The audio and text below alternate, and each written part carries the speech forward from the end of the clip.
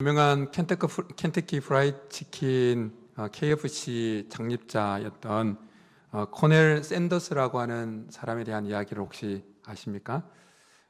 KFC 앞에 가면 그 하얗게 있는 할아버지 상 있잖아요. 그 사람에 대한 이야기입니다. 그는 65세까지 수많은 실패를 경험했습니다. 아주 어릴 때 아버지를 잃었습니다. 20대 변호사 시험을 준비했지만 결국 포기하게 되어집니다. 30대 주유소를 운영하다가 말아먹었습니다. 40대 음식점을 오픈해서 하다가 또 말아먹었습니다. 쫄딱 망한 겁니다. 그런데 놀랍게도 65세 때 자신이 개발한 프라이드 치킨 레시피를 가지고 도전하게 되어집니다. 100군데, 1000군데 도전했지만 문전박대를 당했습니다. 그런데 포기하지 않습니다. 그리고 결국 세계적인 프랜차이즈 KFC를 그렇게 만들어 내었습니다. 만약 그가 이제 늦었구나 하고 포기했다면 지금 같은 KFC는 없을 겁니다. 그런데 우리가 종종 이 땅을 살아가다 보면 우리의 삶에도 이제 늦었구나, 이제 끝이구나 라고 그렇게 느껴지는 때를 만난다는 겁니다. 그때 우리가 반드시 생각해야 되는 것은 하나님의 시간표와 우리의 시간표는 다르다라는 것입니다. 우리는 생각할 때 이제 늦었구나, 이제는 끝이구나 라고 생각하는 그때에도 하나님은 여전히 우리를 향해서 아니야, 아직 기회가 있어 라고 말씀하시는 분이시다라는 것입니다. 오늘 본문은 이 사실을 우리에게 너무나 잘 알려줍니다. 예수님은 천국에 대하여서 포도원 품꾼들의 비유를 통해서 말씀해 주고 있습니다. 오늘 본문의 말씀, 이 비유는 앞선 말씀 마태복음 19장 23절부터 30절까지 말씀과 연결되어집니다. 더 길게는 마태복음 19장 16절부터 쭉 말씀해오던 말씀과 연결되어집니다. 그래서 여러분 성경을 한번 보십시오. 마태복음 19장 30절 나오는 이 말씀이 그러나 먼저 된 자로서 나중되고 나중된 자로서 먼저 될 자가 많으니라는 이 말씀이 포도원 품꾼 비유를 마치는 마태복음 20장 16절에 똑같이 등장합니다. 이와 같이 나중된 자로서 먼저 되고 먼저 된 자로서 나중되리라. 그러니까 마태복음 19장 16절부터 이제 이 본문이 오늘 비유가 연결되어지는 거예요. 아주 재물이 많은 청년이 예수님께 나와왔습니다. 그리고 한 가지 질문을 던집니다. 어떻게 해야 영생을 얻습니까? 그럴 때 예수님은 그에게 계명들을 알려줍니다. 그랬을 때 그 청년이 계명을 다 지켰다고 이야기를 합니다. 그러자 예수님은 그 청년을 사랑해서 그 청년에게 부족한 한 가지를 제시합니다. 그가 가지고 있는 모든 재산을 다 팔아서 가난한 자에게 주고 그리고 예수님을 따르라라는 것이었습니다. 그런데 재물이 많았던 그 청년은 근심해서 예수님을 떠나가 버리게 되어집니다.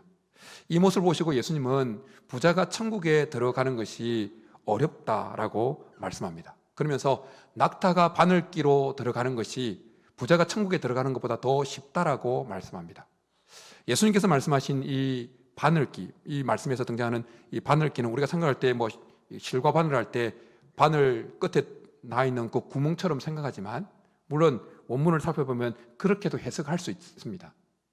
그러나 통상적으로 여겨지는 이 바늘기라고 하는 것은 예수님 당시에 예루살렘 성에 놓여져 있었던 밤에만 사람들이 겨우 한 사람이 통과할 수 있게끔 되어 있는 바늘기 문을 가리키는 것입니다. 이 바늘기 문은 밤에는 다 예루살렘 성문을 닫아 놓으니까 그래도 통행을 해야 되니까 사람들이 한 사람이 겨우 지나갔다 하는 밤에만 할 수 있는 바늘기 문이라는 거예요. 그 문은 낮고 좁아서 낙타가 선체로 들어간다는 건 불가능했어요. 짐을 이렇게 꾸리고 있는 상태에서 들어가는 불가능하고 짐을 내려도 다 벗어내도 낙타가 걸어서 들어가기 쉽지 않아서 낙타가 무릎을 꿇고 기어서 겨우 해야 지나갈까 말까 하는 그런 통로였다는 거예요. 그러니 낙타가 바늘기로 들어가는 것은 거의 불가능한데 부자가 천국에 들어가는 것은 그만큼 더 어렵다라는 것이었습니다. 제 아들은 예수님의 이 말씀을 듣고 깜짝 놀랐습니다. 그래서 베드로가 질문합니다. 그렇다면 누가 구원을 받을 수 있습니까? 예수님은 이 질문에 사람으로는 할 수 없으되 하나님은 다 할 수 있느니라 라고 말씀해 주십니다. 제 아들 가운데 대표였던 베드로는 자신들이 많은 재물 때문에 근심해서 예수님을 떠나갔던 이 부자 청년과는 다르게 자신들은 모든 것을 다 버려두고 예수님을 따르고 있다라고 그렇게 이야기를 합니다. 그러면서 그렇게 모든 것을 버리고 예수님을 따라가고 있는 그들이 과연 예수님이 말씀하시는 이 구원을 받을 수 있는지 확인하고 싶었습니다. 그래서 예수님께 묻습니다. 그럴 때 예수님은 당연히 너희들은 영생을 받고 구원을 얻을 것이다, 그렇게 말씀해 줍니다. 그러면서 덧붙여서 주님의 이름을 위해서 집이나 형제나 자매나 부모나 자식이나 전토를 벌인 자마다 상급을 여러 배 받는다고, 그렇게 여러 배 받게 될 것이라고 말씀해 줍니다. 하지만 먼저 된 자가 나중되고 나중된 자가 먼저 될 것이라고 말씀해 줍니다. 그런데 여기까지만 들으면 천국에 들어가서 상급을 받게 되어지는 것이 이 땅을 살 때 사람들이 한 그 행위에 의해서 어떻게 했느냐에 따라서 달라질 뿐만 아니라 천국에 들어가는 것까지도 사람들의 행위에 의해서 결정되어지는 것처럼 생각할 여지가, 오해할 만한 소지가 있었다는 것입니다. 물론 우리가 천국에 들어가서 받게 되어질 상급은 우리가 이 땅을 살아가는 동안에 어떻게 살았느냐에 따라서, 하나님 나라와 교회와 이웃을 위해서 어떻게 살았느냐에 따라서 결정되어집니다. 다 달라집니다. 왜냐하면 하나님은 심은 대로 거두게 하시는 분이시기 때문입니다. 그런데 우리가 천국에 들어가는 것은 결코 인간의 어떤 행위가 첨부되지 않습니다. 우리 인간의 행동에 의해서 천국에 들어가느냐 못 들어가느냐가 결정되지 않는다는 거예요. 로마서 3장 20절에 율법의 행위로서 어렵다함을 받을 육체가 하나도 없다라고 말씀을 하십니다. 그래서 예수님은 구원받게 되어지는 것도 사람의 행위에 의해서 좌지우지 되어진다라고 그렇게 생각할 만한 그 오해를 불식시키고자 오늘 우리가 읽은 이 포도원 품꾼의 비유를 말씀해 주십니다. 아침 일찍 온 자도, 아주 늦게 온 자도 동일하게 한 데나리온을 받게 되어지는 이 모습을 통해서 우리의 구원에 있어서 절대적인 주권은 하나님께 있다는 사실을 우리에게 가르쳐 주고 있다는 것입니다. 여러분, 우리가 구원받게 되어지는 것은 전적으로 하나님의 주권적인 은혜의 역사인 줄 믿습니다. 그런데 오늘 본문의 비유는 단순히 우리 영혼이 구원받는 데 있어서 하나님의 절대적인 주권의 은혜가 임한다는 것만을 말씀하고 있는 본문이 아니라는 것입니다. 성경에서 우리에게 말씀하고 있는 구원은 단순히 우리 영혼만 천국에 들어가는 것을 가리키지 않습니다. 성경에서 우리에게 말씀하고 있는 구원은 전인적인 구원입니다. 그래서 성경에서 구원이라는 단어를 사용할 때 감옥에 갇힌 자가 감옥에서 나오게 되어지는 것을 구원이라고 그렇게 표현하기도 하고, 가난한 자가 부하게 되어지는 것이 구원이라고 표현하기도 하고, 질병에 갇힌 자가 질병에서 자유케 되어지는 것이 구원이라고 말씀하고 있다는 거예요. 그래서 하나님께서 우리에게 주고 싶어 하시는 구원은 전인적인 구원이다라는 것입니다. 우리의 삶의 전 영역에 하나님은 주권적인 은혜를 임하게 하시는 분이시다라는 것입니다. 사람으로는 어떻게 할 수 없는 그 지경에 놓였을 때 하나님은 다 우리에게 은혜를 베풀어 주시는 분이심을 오늘 본문을 통해서 우리에게 잘 보여주고 있습니다. 특별히 오늘 본문 속에서 이 사실을 너무나 잘 보여주는 이 등장인물은 누구냐면 6절에 제11시의 포도원의 품꾼으로 선택받았던 사람들입니다. 여러분이 이제 성경 지식이 조금 있으면 들어서 하시겠지만 성경에 나와 있는 그 시간에다가 6시간을 더하면 우리가 살고 있는 이 대한민국의 시간, 우리가 지금 늘 보고 있는 그 시간과 같아진다는 걸 알고 있을 거예요. 그러니까 제11시에 보도원 품꾼으로 부름받았다고 하는 이 사람들은 퇴근 1시간 남겨놓은 오후 5시에 부름을 받은 사람들인 것입니다.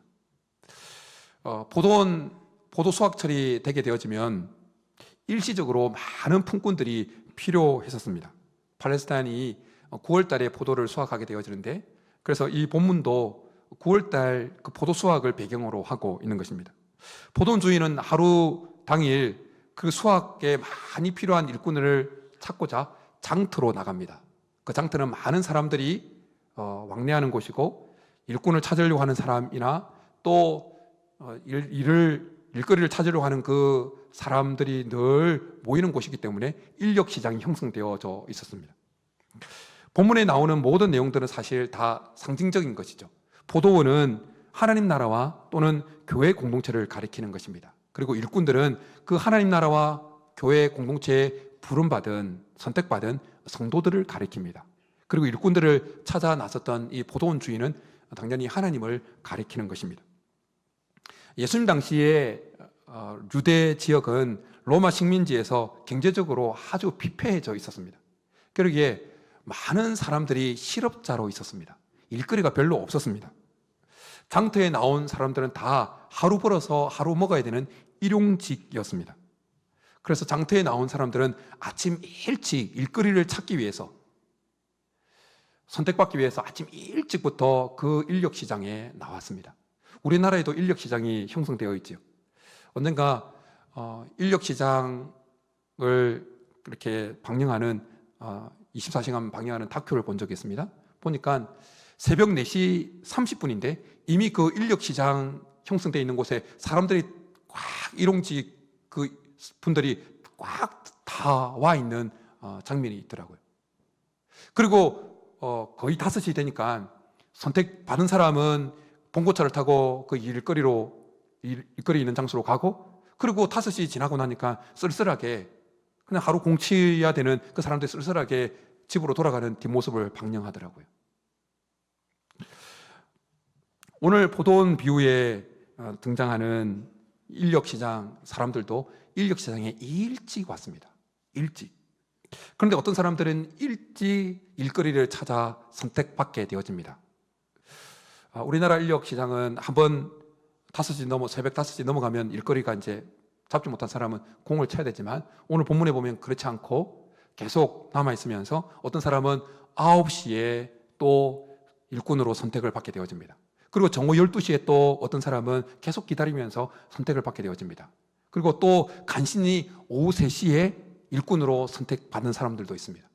그런데 오늘 본문에 보면 마지막까지 오후 5시가 퇴근 시간 1시간을 남겨놓고 오후 5시가 될 때까지 일거리를 그냥 잡지 못하고 그냥 그곳에 인력시장에 남아 있어야 되는 사람들도 있습니다. 여러분, 그 사람들의 심정이 어땠을까요? 하루 일찍 새벽 4시 반쯤에 나와서 오늘은 기대감으로 찼을 거예요. 오늘은 그래도 내가 선택받을 수 있겠지. 오늘 내가 이렇게 일찍 나왔으니까 뭔가 누군가 나를 필요로 하겠지. 뭔가 처음에는 기대감으로 왔을 거예요. 나를 필요로 하는 그래도 주인이 있겠지. 그렇게 왔을 거예요. 그런데 시간이 지나면서 점점 그들의 마음은 초조감에 초조했었을 거예요. 9시에 한 무리의 사람들이 또 선택되어져 가고, 정오 12시에 옆에 같이 잡담을 나누는 사람이 또 선택되어져 가고, 그리고 오후 3시 그래 서로 동병상련이다 그러고 그렇게 서로 나누기는 그 일단의 무리들이 오후 3시에 또 그렇게 선택되어져 감에도 불구하고 자신만 덩그러니 그렇게 인력시장에 남게 되었을 때 그들의 마음이 어땠겠냐고요. 내가 뭐 때문에 선택받지 못한 거지? 내가 이렇게 무능한가? 왜 나는 선택을 받지 못했는가? 그런 이 초조감이, 좌절감이 밀려왔을 겁니다. 오후 5시까지 그 인력시장에 있던 사람들도 노력하지 않은 것이 아닙니다. 최선을 다하지 않은 것이 아니었습니다. 나름대로 인생에 대한 계획과 포부를 가지고 살아왔던 자들입니다. 열심히 살아왔습니다. 어떻게 하면 유능한 일꾼으로 그렇게 보여질까 열심히 준비하고 연구해 왔습니다.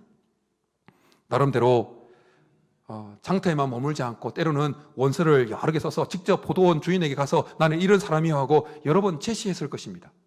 그리고 유능한 일꾼으로 보이기 위해서 열심히 체력 단련도 하고, 누가 봐도 야, 저 일꾼 일 잘하게 생겼다라고 여기게 할 만큼 그렇게 외모도 잘 관리를 했을 겁니다.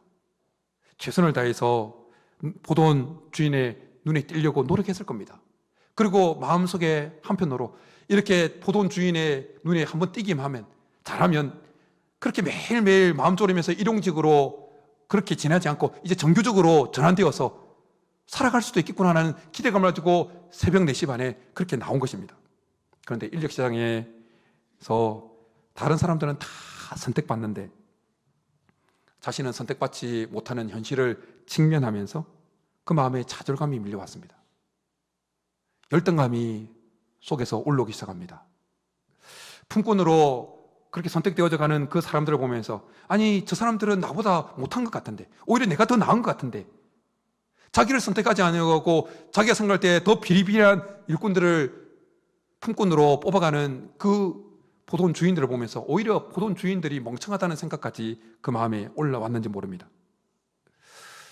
오후 3시가 지나고 이제 장터에 겨우 이제 몇 명만 남게 되었을 때 그들 마음에는 불안과 걱정이 밀려오기 시작했을 겁니다. 오늘도 빈손으로 집으로 돌아가야 되나? 집에는 여전히 아내와 자식이 아빠가 하루 벌어서 먹을 것을 사올 것을 기대하고 있는데 이웃들에게 손 벌릴 때가 여러 번 했는데 이제 더 이상 손 벌릴 때도 없는데 어떡하나? 6시 퇴근 시간을 그렇게 3시부터 넘어가면서 이제 퇴근 시간이 2시간 이렇게 남아가는 그 시간이 다가올수록 숨이 턱턱 막혔을 겁니다. 그러나 포기할 수가 없었습니다. 왜냐하면 집에 기다리고 있는 처자식을 생각할 때 그래도 혹시나 2시간이라도 아니 1시간이라도 혹시나 하면서 그 장터를 무너져가는 마음을 붙잡으면서 그 장터를 기다리고 있었을 겁니다. 한 데나리온을 받지 못해도 이제 1시간밖에 안 남았으니 한 데나리온을 받지 못해도 1시간 일한 값을 받는다면 그래도 괜찮지 않을까? 그런 마음을 가지고 무너져가는 마음을 붙잡으면서 그곳을 버티고 있는 겁니다. 그런데 그 순간 예상치 못하게 한 포돈 주인이 등장합니다. 그리고 묻습니다. 너는 어찌하여 이렇게 종일토록 놀고 서 있느냐? 그러고는 그들에게 복음을 제시합니다. 너희도 포도원에 들어가라.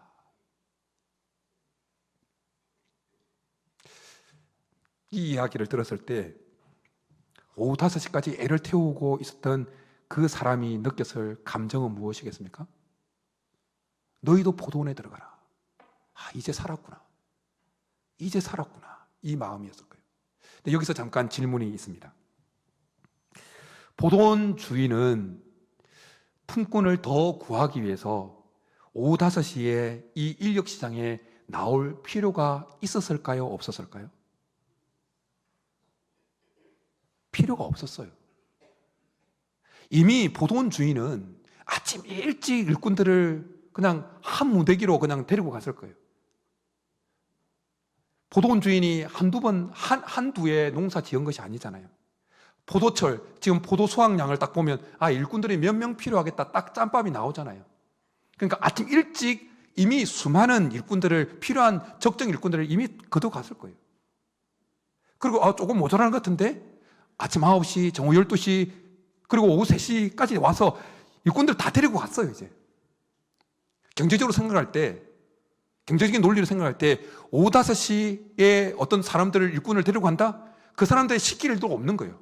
오히려 경제적으로 손해보는 거예요. 그렇지만 포도원 주인은 의도적으로 지금 인력시장에 나온 것입니다.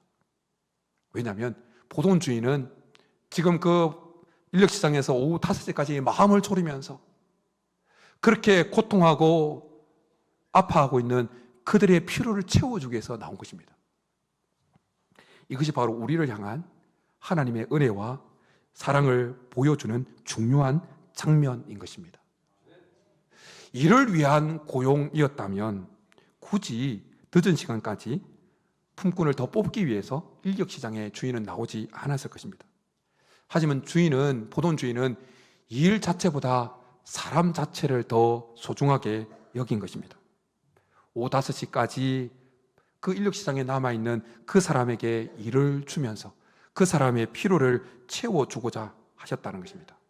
단지 일을 시키기 위해서 아니라 그를 회복시키기 위해서라는 것입니다. 사랑하는 성도 여러분, 하나님은 우리가 쓸모 있어서 우리를 부르신 것이 아니라 우리를 사랑하셨기 때문에 부르신 줄 믿습니다. 어느 누구도.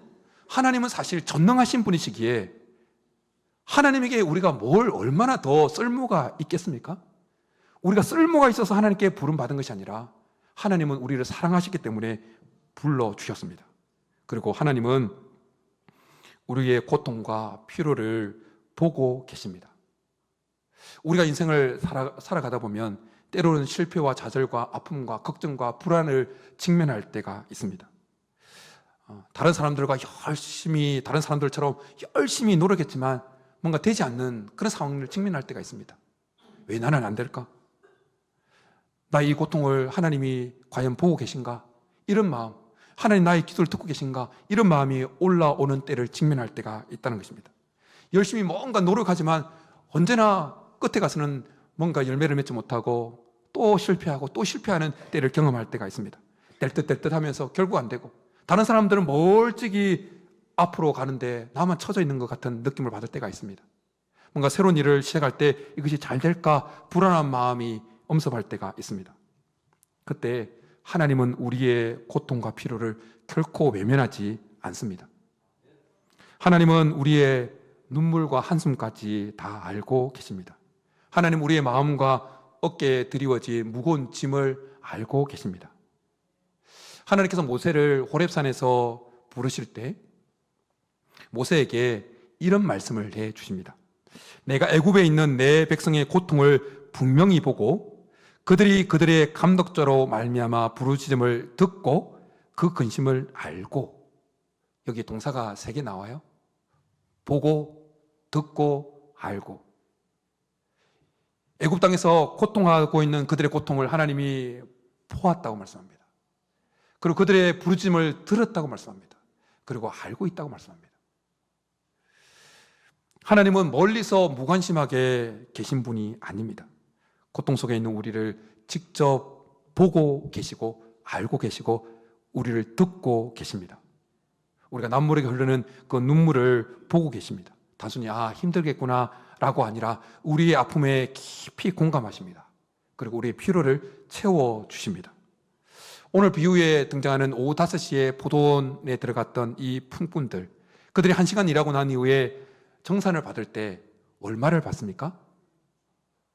한 데나리온. 하루 일꾼이 받을 수 있는 온전한 품삯인 한 데나리온을 받습니다. 경제적인 계산을 하면 한 데나리온의 8분의 1만 받아야 되는 것이 지극히 맞습니다. 그러나 포도원 주인은 그에게 한 데나리온, 1시간 일하는데 온전히 일한 그 사람에게 해당되어지는 한 데나리온을 허락합니다. 왜 주인은 한 데나리온을 1시간 일한 사람에게도 주었을까요? 왜냐하면 그 주인은 포도원 품꾼이 1시간 일했지만 그에게 한 데나리온을 온전히 다 줘야 남아있는 집에 돌아가서 그의 처자식을 다 온전히 부양할 수 있다는 것을 다 알고 있었기 때문이었어요. 그 1시간 일한 품꾼의 필요를 다 알았기 때문에 온전하게 채워주었다는 것입니다. 사람으로는 할 수 없는, 사람의 논리에서는 할 수 없는 그것을 주인은 전적으로, 주권적으로 은혜를 베풀어 주셨다는 것입니다. 사랑하는 성도 여러분, 하나님 우리의 필요를 알고 계십니다. 그래서 너희는 무엇을 먹을까, 무엇을 마실까, 무엇을 입을까 염려하지 말라고 말씀하십니다. 너희 천부께서 다 이 모든 것이 너희에게 있어야 할 줄을 아시느라고 말씀하십니다. 우리가 굶주릴까 봐 양식을 허락해 주십니다. 우리가 길을 잃을까 봐 우리를 인도해 가십니다. 우리가 외로워할까 봐 우리 곁에 오셔서 함께 해주고 계십니다. 내가 결코 너희를 떠나지 아니하고 너희를 버리지 아니하리라 말씀하십니다. 하나님은 우리의 필요를 결코 무시하시는 분이 아니십니다. 저와 여러분이 필요한 것을 우리 자신이 아는 것보다 하나님이 더 잘 알고 계십니다. 오늘 비유에 등장하는 오후 5시에 일하러 갔던 이 사람들은 자기들도 양심이 있기 때문에 경제적인 논리로 생각할 때 한 데나리온을, 하루 품삯인 한 데나리온을 받을 수 있을 것이라고는 전혀 생각하지 않았을 거예요. 생각하지 못했을 거예요. 그러나 내심 마음 한켠에는 1시간 일한 그 품삯만으로는 집에 있는 그 처자식을 먹이기는 너무 턱없이 부족한데 라는 생각을 하면서 마음 한켠에는 혹시나 이 주인이 한 데나리온을 줄 수 있으면 얼마나 좋을까? 혹시나 한 데나리온을 나한테 줄 수 있다면 얼마나 좋을까라는 마음의 소원을 마음에 가지고 있었을 거예요. 그리고 청산하는 그 시간대 제일 먼저 청산을 받잖아요. 그리고 한 데나리온을 탁 놀랍게도 받게 되어집니다. 여러분, 하나님은 우리 마음의 소원을 알고 계십니다. 우리가 감히 이런 상황 속에서 내가 어떻게 이걸 하나님께 요청할 수 있을까? 감히 입 밖에 낼 수 없지만 그러나 마음 깊숙한 곳에 가지고 있는 이 마음의 소원, 하나님이 알고 계십니다. 그래서 우리에게 이렇게 말씀하시는 거예요. 아무것도 염려하지 말고 오직 모든 일에 기도와 간구로 너희 구할 것을 하나님께 아뢰라. 그러나 모든 지각에 뛰어난 하나님의 평강이 그리스도 예수 안에서 너희 마음과 생각을 지키시리라 라고 말씀합니다. 사무엘의 어머니 한나가 아들이 없어서 늘 괴로움을 당하고 너무 슬퍼서 그 성전에 나와서 뜨겁게 부러졌다가 너무 지쳐서 이제 맥없이 푹 입만 뻥긋뻥긋하는 상황에 이르게 되어집니다. 엘리 제사장으로부터 꾸지람을 받습니다. 술 그만 먹어라. 그런데 술을 먹어서 그런 것이 아니라 너무 하나님 앞에 탄식하다 보니까 이제 지쳐가지고 그런 상황에 놓여 있었어요. 하나님은 그런 한나의 신음 속에 담겨있는 그 한나의 소원을 들으셨어요. 듣고 계셨습니다. 보고 계셨어요. 알고 계셨어요. 그리고 그에게 사무엘을 주시고 수많은 자녀들을 허락하신 것을 보게 되어집니다. 선지자 엘리야가 갈멜산에서 그 바알 선지자와 대적하고 난 이후에 이세벨로부터 살해의 위협을 받고 도망을 칩니다. 너무 도망을 치다가 지쳐서 하나님 앞에 탄식합니다. 하나님, 이제 됐으니까 제 생명을 취하소서. 그리고 너무 절망감과 우울감에 지쳐 쓰러집니다. 그런데 하나님이 그 엘리야의 신음소리 속에 담겨있는 소원을 들으셨습니다. 엘리야의 지쳐있는 모습을 보셨습니다. 그리고 천사를 급히 파견합니다. 그리고 흔들어 깨워서 먹을 것과 마실 것을 공급해 주십니다. 그리고 호렙산으로 계속해서 피하도록 만들어 주십니다. 사랑하는 성도 여러분, 그래서 우리 하나님은 우리에게 이렇게 말씀합니다. 내 영혼아, 어찌하여 내가 낙심하며 어찌하여 내 속에서 불안해하는가? 너는 하나님께 소망을 두라. 너는 내게 부르짖으라. 내가 내게 응답하겠고 라고 말씀해 주십니다. 오늘 비유에 등장하는 오후 5시까지 이 인력시장에 남아 있었던 그 사람들은 그들의 마음이 정말 너덜너덜해질 때까지 마음의 상처가 가득했습니다. 앞서 언급했던 것처럼 열등감과 무능감과 좌절과 고통과 불안과 근심으로 그들의 마음이 너덜너덜해졌습니다. 그러나 주인은 그들을 보고 있었고 그들에게 다가와서 일거리를 주고 온전한 임금을 주면서 그들의 상한 심령을 고쳐줍니다. 그들의 문제를 해결해 줍니다. 여러분, 하나님은 우리의 상한 심령을 알고 계시고 보고 계십니다. 하나님이 구하시는 심령은 상한 심령이라고 했습니다. 하나님께서 우리가 마음 아파할 때 홀로 두지 아니하시고 다가오십니다. 상한 마음을 치유하시고 무너진 영혼을 회복시켜 주십니다. 인생을 살면서 우리 삶에 오늘 비유에 등장하는 오후 5시에 포도원에 들어간 사람과 같은 이 상황과 시기가 찾아올 때 결코 포기하지 마시기 바랍니다. 초조하고 불안하고 근심이 되고 앞으로 이 일이 어떻게 될까 낭망이 밀려올 때 결코 포기하지 마십시오. 오히려 하나님을 기대할 수 있기를 간절히 축복합니다. 하나님은 결코 우리를 포기하지 않으십니다. 하나님은 결코 우리의 필요를 외면하지 않으십니다. 하나님은 결코 멀리 그냥 계신 분이 아닙니다. 하나님은 우리의 필요를 보고 계시고 알고 계시고 듣고 계십니다. 그리고 우리에게 다가오셔서 치유해 주십니다. 건강한 자에게는 의사가 필요 없고 병든 자에게 필요하다고 말씀하시는 분이십니다. 우리가 인생을 살아가면서 우리 마음이 병들고 우리 육체가 병들고 우리 삶이 무너져 내릴 때 의사 되신 예수님이 우리에게 다가오시는 것입니다. 그리고 우리를 싸매어 주시고 고쳐 주시는 것입니다. 요한복음 4장에 보면 사마리아 우물가에 있었던 사마리아 여인이 등장합니다. 그 여인은 남편이 5명 있지만 지금 살고 있는 그 남편도 남편 같지 않은 남편이었습니다. 그녀는 그 사마리아 그 동네에서 철저히 소외되어지고 외면받던 그 여인이었어요. 그래서 감히 사람들이 많이 다니는 그 시간에 물을 기르러 올 수 없어서 가장 뜨거운 정오 12시에 그 우물에 물을 기르러 옵니다. 예수는 그 여인을 만나기 위해서 일부러 의도적으로 유대의 남자들이 지나가지 않는 사마리아를 통과해서 갑니다. 그리고 그녀가 올 때까지 야곱의 우물에서 그녀를 기다립니다. 일부러 동행하던 제자들을 다 다른 데로 먹을 거 사오라고 보내버립니다. 의도적으로. 왜냐하면 그 여인과 1대1로 만나서 그 여인을 회복시켜주고 싶어서. 그 여인이 있는 그 마음의 상처와 아픔을 하나님 예수님께서 만나셔서 치유하십니다. 자유케 해줍니다. 그 예수님이 우리와 1대1로 찾아오셔서 만나주시고 회복시켜 주시는 것입니다. 요한복음 5장에 보면 베데스다 연못가에 38년 된 병자가 등장합니다. 물이 동할 때, 그 베데스다 연못가에 물이 동할 때 제일 먼저 들어간 사람은 낫게 되어진다는 그 전설에 매여서 사람들이 그곳을 떠나지 못하고 있습니다. 그런데 그곳은 그 유대사회에서 소외될 대로 소외된 사람들이 모여 있는 곳입니다.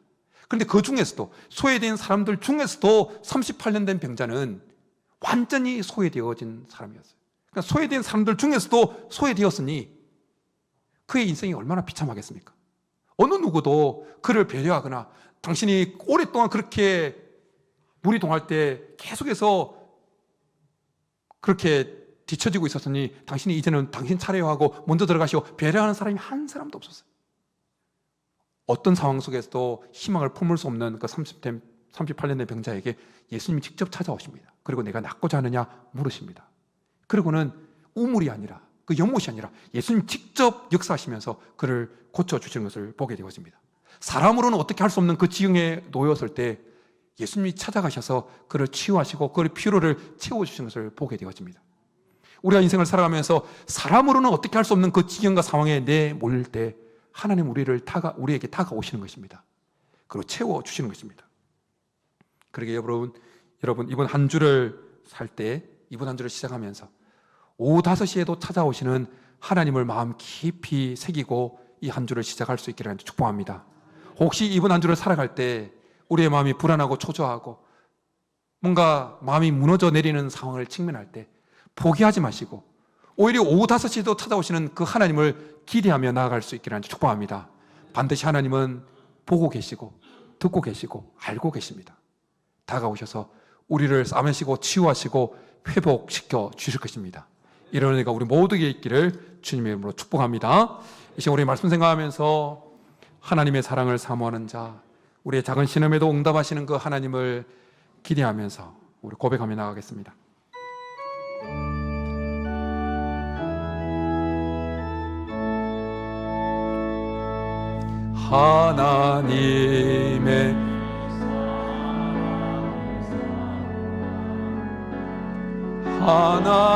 하나님의 평안을 바라보는 자, 너의 모든 것 창조하신 우리 주님이 너를 얼마나 사랑하시는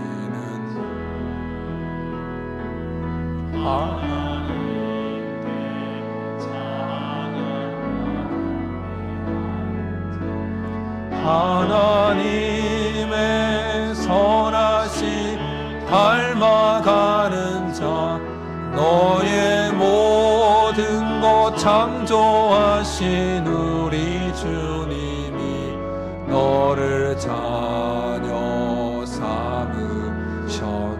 하나님 사랑의 눈으로, 하나님 사랑의 눈으로 너를 어느 때나 바라보시고, 하나님 인자한 귀로서 언제나 너에게 기울이시니 어두움에 밝은 빛을 비춰주시고 너의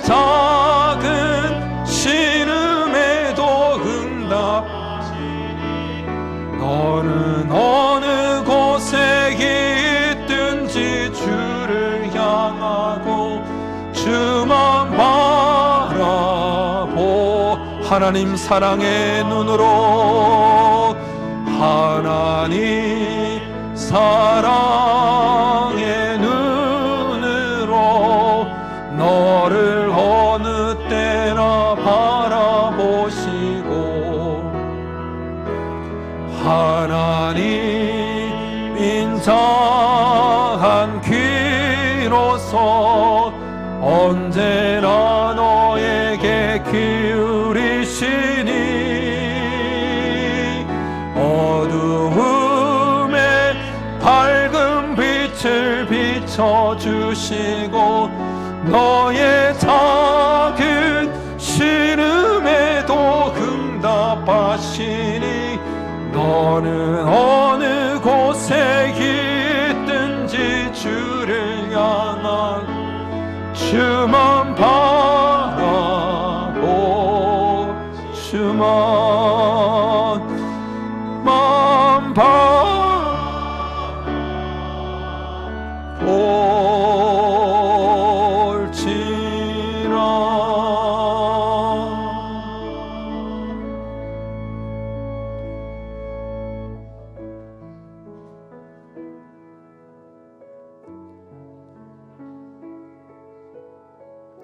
이 시간 말씀 생각하면서 같이 한번 기도하며 나아갈 텐데요, 이 시간 하나님 앞에 우리 속에 있는 불안과 초조함과 근심을 주님 앞에 내어놓는 시간을 가지겠습니다. 남모르게 흐르는 그 눈물의 그 동인을, 그 원인을 주님 앞에 내어놓겠습니다. 하나님 알고 계시고 보고 계시고 듣고 계십니다. 하나님, 저에게 이런 필요가 있습니다.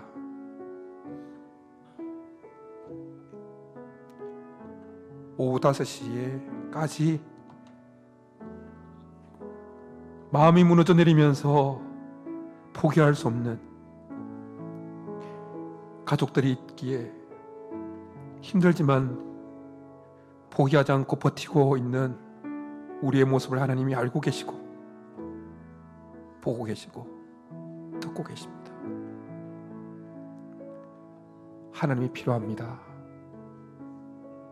사마리아 여인을 찾아가시고 베데스다 목가의 38년 병자를 찾아가시고 오후 5시에 마음을 졸이며 마음이 무너져 있던 그 일꾼을 의도적으로 경제적인 논리를 뛰어넘어 찾아가셨던 그 하나님께서 하나님 우리에게 또 찾아오셔서 은혜를 베풀어 달라고 힘을 다해 주시고 버티게 도와주옵시고 결국 우리를 싸매우시고 치유하시고 채우시는 하나님으로 인하여 일어나게 도와달라고 이 시간 우리 속에 있는 그 근심과 불안과 초조를 걱정거리를 주님 앞에 주여 한번 부르고 기도하며 나아가겠습니다.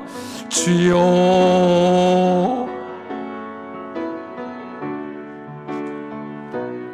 살아계신 하나님 아버지,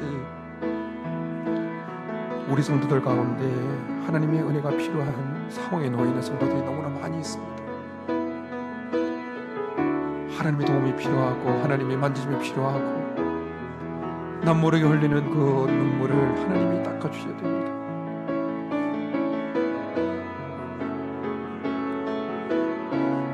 우리의 작은 신음에도 응답하시는 하나님,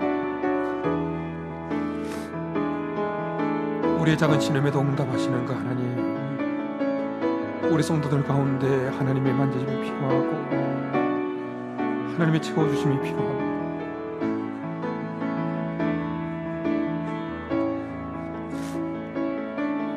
오후 5시까지 무너져 내리는 그 마음을 부여잡고 버티고 있는 성도들이 많이 있습니다.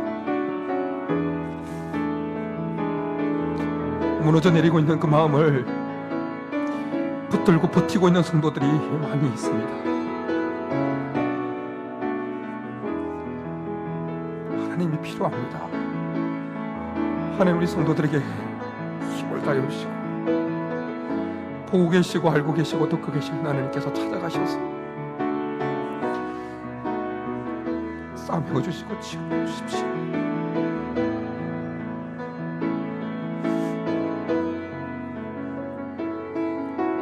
하나님의 손길이 필요하고 하나님의 채워주심이 필요합니다. 하나님께서 함께해 주십시오.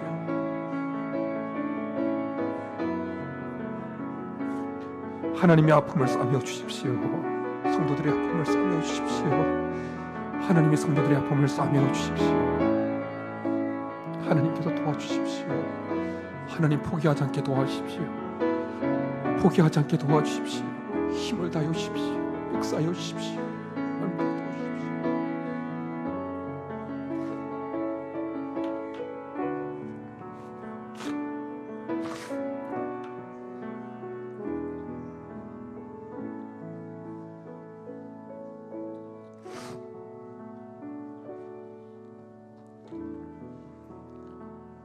살아계신 하나님 아버지, 주님 없는 교회 성도들 가운데 오후 5시까지 인력시장에 남아 있어야만 했던 일꾼과 같은 상황에 내에 몰려있는 성도들이 많이 있습니다. 하나님, 포기하지 않을 수 있는 힘을 더하여 주옵소서. 끝까지 버틸 수 있는 힘을 더하여 주옵소서. 보고 계시고 알고 계시고 듣고 계시는 그 하나님을 생각하며 오후 5시에도 찾아오시는 그 하나님을 생각하며 어떤 어려운 상황 속에서도 끝까지 버티게 도와 주옵소서. 결국 하나님께서 찾아오셔서 채워주시고 싸매어주시고 회복시켜주시고 위로하시는 것을 경험하는 우리 모든 성도들의 삶이 되게 도와 주옵소서.